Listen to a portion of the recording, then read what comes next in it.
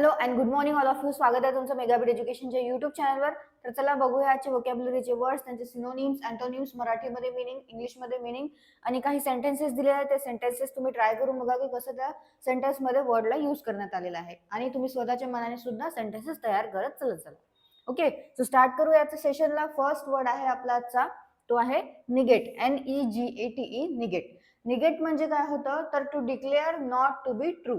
म्हणजेच काय तर त्याला हे करून देणे. काय करणे हिंदीमध्ये काय होतं निगेट म्हणजे तर इन्कार करणं, म्हणजेच काय नाकारणे. ओके, मराठीमध्ये काय होतं मग निगेट म्हणजे नाकारणे. To declare not to be true म्हणजेच काही जर कोणी काही सांगत आहे मला तर मी त्याला ते नाकारत आहे, म्हणजे मी डिनाय करत आहे त्याला. सो त्याला काय म्हटलं जातं इंग्लिशमध्ये निगेट असं म्हटलं जातं. ओके, सो निगेट म्हणजे होतं to declare not to be true. हिंदीमध्ये त्याचं मिनिंग होतं इन्कार करणं आणि मराठीमध्ये म्हटलं जातं नाकारणे, रद्द करणे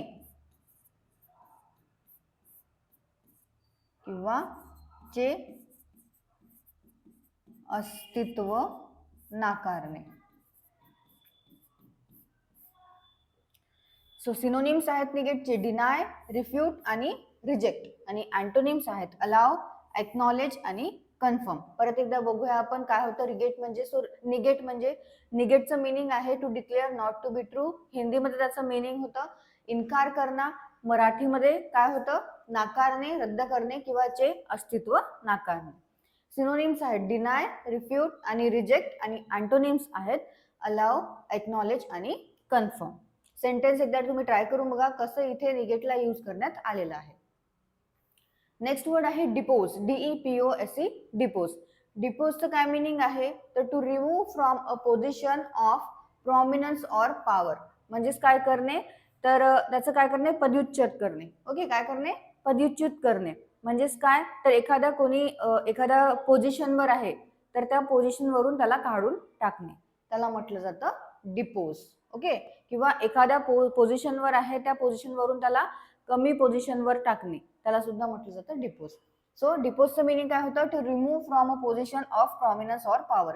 एखादा कोणी पॉवर मध्ये आहे किंवा एखाद्या कोणी चांगल्या पोझिशनवर आहे त्या पोझिशनवरून त्याला काढून टाकणे, त्याला म्हटलं जातं डिपोज. हिंदीमध्ये मिनिंग होतं निकाल देणं आणि मराठीमध्ये काय होतं पदच्युत करणे किंवा अधिकार पदावरून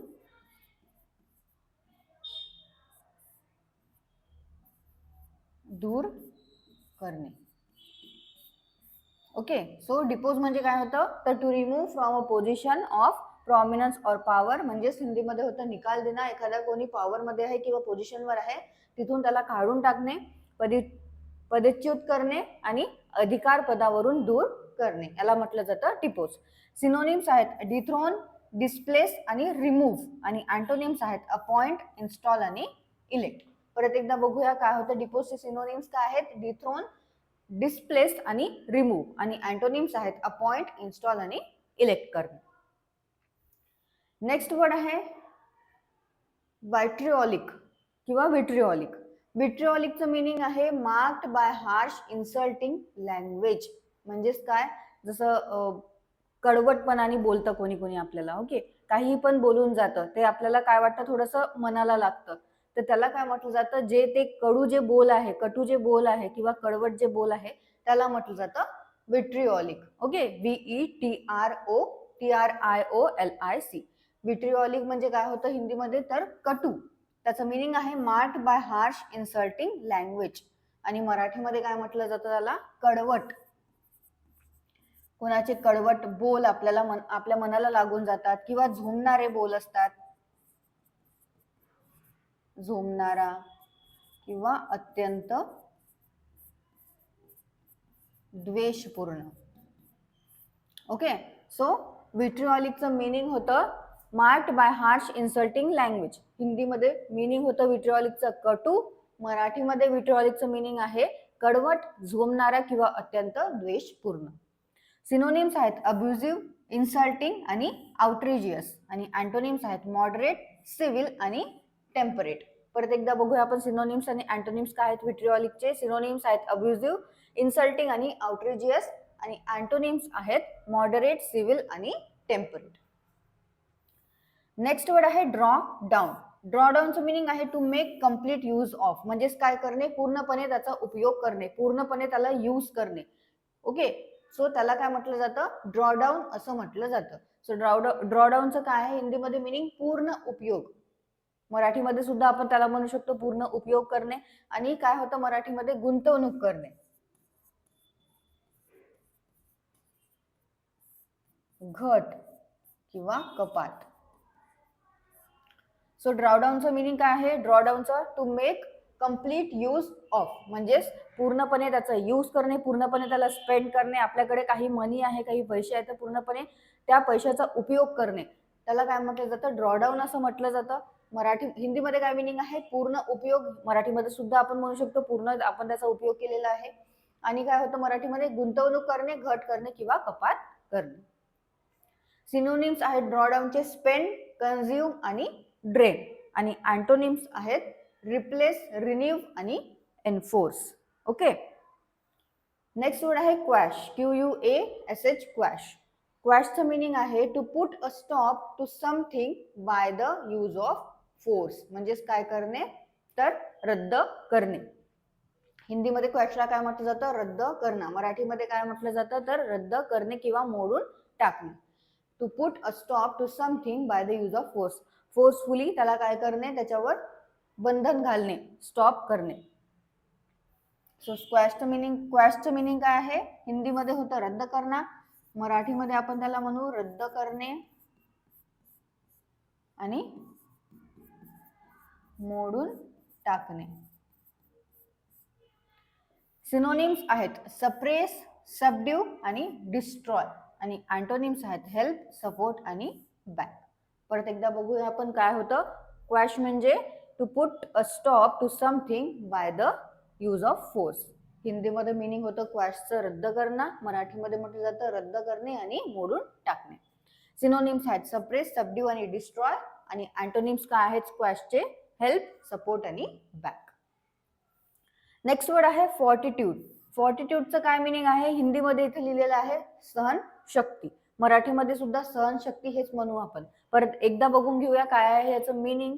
सो फॉर्टिट्यूडचं मिनिंग काय आहे, the strength of mind that enables a person to endure pain or hardship. म्हणजेच काय, तर त्याला म्हटलं जातं हिंदीमध्ये फॉर्टिट्यूडला सहन शक्ती. आणि मराठीमध्ये काय होतं, अविचल धैर्य किंवा खंबीरपणा, मनोधैर्य. ओके, सो मराठीमध्ये काय मिनिंग होतं फॉर्टिट्यूडचं, अविचल धैर्य, खंबीरपणा आणि मनोधैर्य. आणखी काय तर सहनशक्ती. मराठीमध्ये सुद्धा, मराठी आणि हिंदीमध्ये सहनशक्तीच म्हटलं जातं फॉर्टिट्यूडला. नेक्स्ट बघूया आपण आता याचे सिनोनिम्स काय आहेत. फॉर्टिट्यूडचे सिनोनिम्स आहेत करेज, स्टॅमिना आणि ब्रेवरी. आणि अँटोनिम्स आहेत इररेझोल्युशन, टिमिडिटी आणि वॅसिलेशन. काय आहेत सिनोनिम्स फॉर्टिट्यूडचे, करेज, स्टॅमिना आणि ब्रेवरी. आणि अँटोनिम्स आहेत इररेझोल्युशन, टिमिडिटी आणि वॅसिलेशन. नेक्स्ट वर्ड आहे टार्डी, TARDY, टार्डी. टार्डीचं मिनिंग होतं thus far progress on the project has been tardy. Okay, हे तर सेंटेन्स लिहिलाय बहुतेक. सो काय आहे टार्डी म्हणजे विलंबी, म्हणजेच काय, तर जे एकदम स्लो आहे. ओके, स्लो म्हणजे काय, एकदम धीमा आहे, मंद आहे, त्याला म्हटलं जातं टार्डी. सो टार्डी म्हणजे हिंदीमध्ये होतं विलंबी आणि मराठीमध्ये काय होतं, धीमी, मंद आणि हळूहळू. ओके, सो टार्डी म्हणजे काय आहे, thus far progress on the project has been tardy. म्हणजेच काय आहे, तो प्रोजेक्ट काय आहे, एकदम टार्डी आहे. ओके, म्हणजेच काय आहे, विलंबी आहे.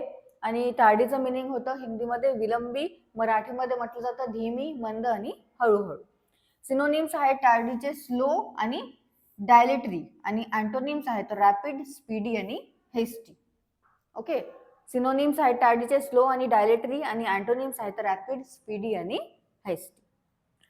नेक्स्ट वर्ड आहे विस्टफुल, WISTFUL, विस्टफुल. विस्टफुलचं मिनिंग होतं showing or evoking a sad longing for an often idealised past. म्हणजेच काय तर बघा कोणा जे पास्ट आहे आयडलाइज पास्ट म्हणजेच काय होतं की काहीचे हळवे क्षण असतात आपले आधीचे पास्ट मधले किंवा काही नोस्टॅल्जिया असतो आपल्याला. ओके, त्याला काय म्हटलं जातं विस्टफुल असं म्हटलं जातं. तर हिंदीमध्ये काय होतं उदास असं म्हटलं जातं. याला हिंदीमध्ये मिनिंग आहे उदास.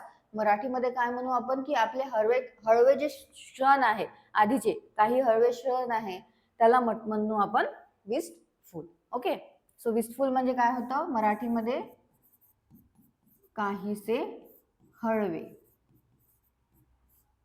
व्याकुळ किंवा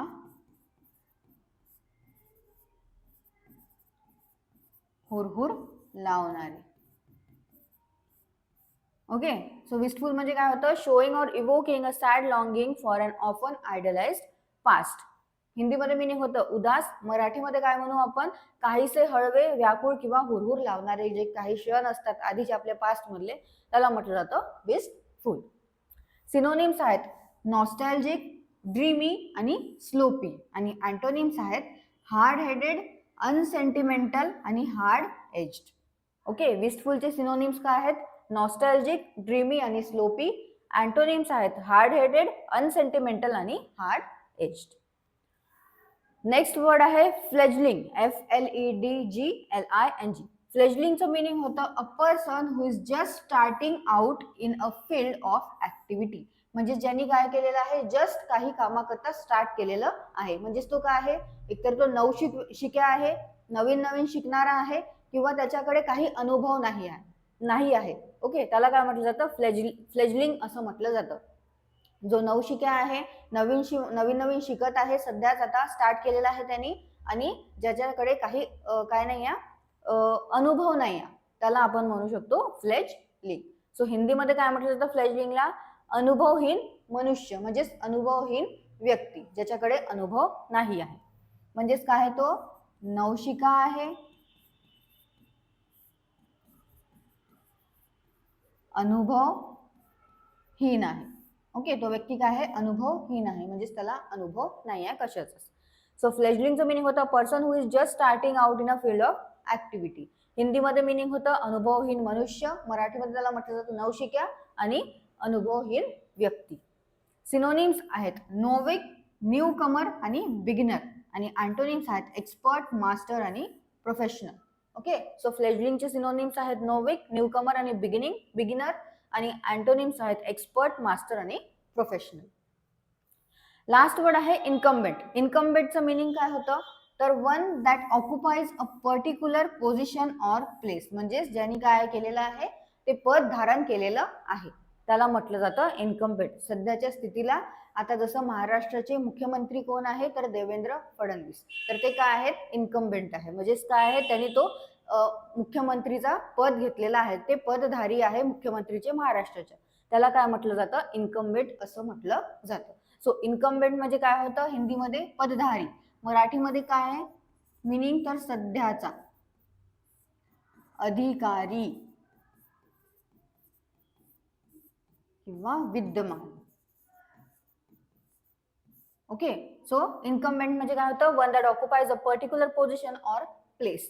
हिंदीमध्ये मिनिंग होतं पदधारी, मराठीमध्ये सुद्धा आपण पदधारी असं म्हणू शकतो. आणखी काय मराठीचं मिनिंग सध्याचा, अधिकारी आणि विद्यमान. सिनोनिम्स आहेत ऑफिस होल्डर्स, इंडक्टीज आणि अवॉर्डीज. आणि अँटोनिम्स काय आहेत प्रॉस्पेक्ट्स, कंटेंडर्स आणि कॉम्पिटिटर्स. ओके, इन्कम्बेंट म्हणजे काय होतं मग त्याचे सिनोनिम्स काय आहेत ऑफिस होल्डर्स, इंडक्टीज आणि अवॉर्डीज. आणि अँटोनिम्स आहेत प्रॉस्पेक्ट्स, कंटेंडर्स आणि कॉम्पिटिटर्स. ओके, एकदा परत वाचून घ्या. याची जी PDF आहे ती तुम्हाला डिस्क्रिप्शन मध्ये मिळून जाणार, ती तुम्ही डाउनलोड करू शकता किंवा दररोजचे वर्ड्स आहे जिथे तुम्ही नोट डाऊन करत आहे तिथे नोट डाऊन करून घ्या. मराठीमधले मिनिंग, हिंदीमधले मिनिंग जे पण दिलेले आहे ते सगळे नोट डाऊन करून घ्या आणि स्वतःच्या मनाने सेंटेन्सेस तयार करत चला. आणि तुम्हाला जर वाटत असेल की दुसऱ्याला पण हेल्प झालं पाहिजे वोकॅब्युलरी करतात त्यांची पण वोकॅब्युलरी स्ट्रॉंग झालेली पाहिजे किंवा तुमचे मित्र आहे त्यांची पण जसं एक्झाम्स करतात त्यांना वोकॅब्युलरी हार्ड जात आहे तर त्यांना तुम्ही व्हिडिओ शेअर करू शकता. ओके, सो तुम्हाला सेशन आवडलं असेल, सेशनला लाईक करा, चॅनलला सबस्क्राईब करा, तुमच्या फ्रेंड्सला शेअर करत चला. All the best all of you, thank you.